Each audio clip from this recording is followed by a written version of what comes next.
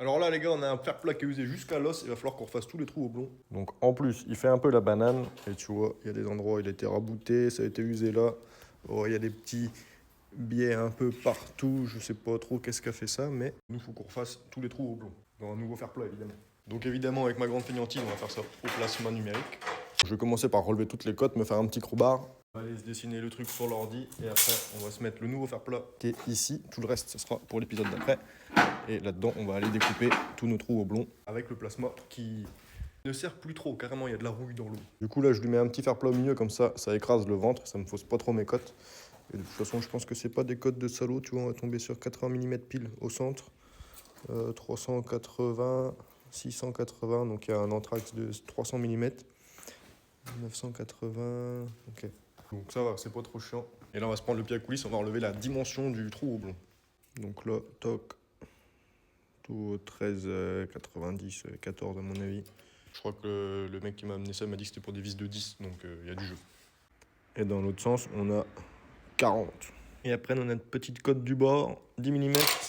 Donc là, tu connais mes croquis d'une précision extrême. Toc, toc, 10, 14 de large, 40 de haut, 80 du bord, et après 300, et j'en mets 8. Le principal, c'est de se comprendre. C'est l'avantage de quand on est tout seul.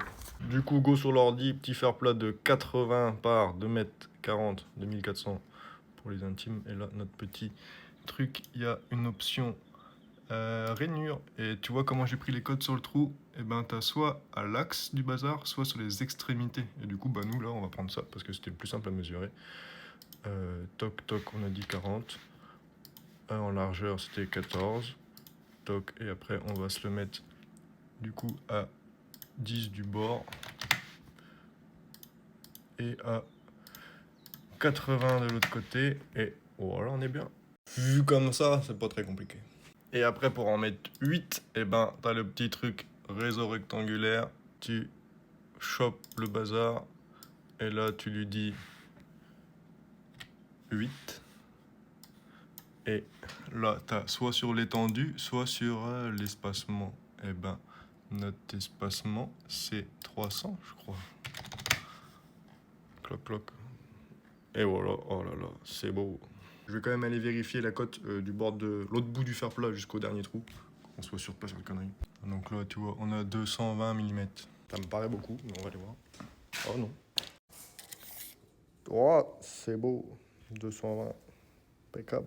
Bon, je fais le fichier, je peux pas dépasser 3 minutes sur la vidéo, du coup on se coupe ça dans la prochaine vidéo. Allez, tchou.